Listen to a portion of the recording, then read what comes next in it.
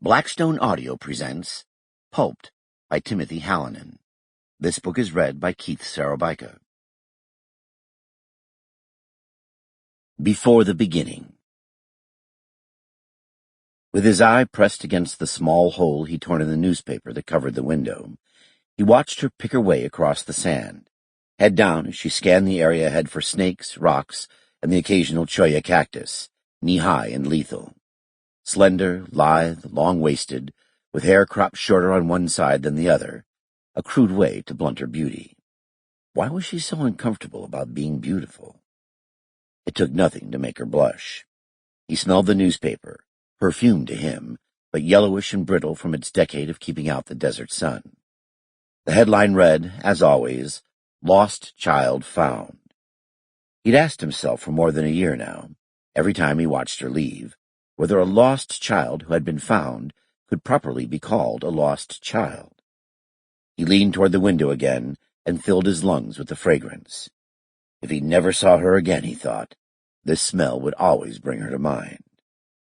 But of course he'd see her again. So au revoir, he thought a bit self-consciously, watching her follow her short shadow, the sun was high, toward the scratch in the sand that marked the road where she'd parked her car. It was crazy to think he'd never see her again. He'd seen her 4 days a week, every single week of the 14 months and 9 days since he'd been hired, the 4 days each week when their shifts overlapped. Sometimes he'd make an excuse to put in an unpaid hour or two on his days off. Crazy. He thought he heard a noise from one of the other rooms in the shop. He stood there a moment, checking his memory to confirm that he'd locked the front door, and then he shrugged and went to take a look. Part 1. The Imagisphere. Chapter 1. When it turned, but... The hawk was where it always was, day in, day out. The same hawk, motionless, in the same sky, in the same center of the same window. 7 days a week, if we even have weeks wherever this is. It was exactly as exciting as it sounds. Yeah, I know. This is no way to start a book.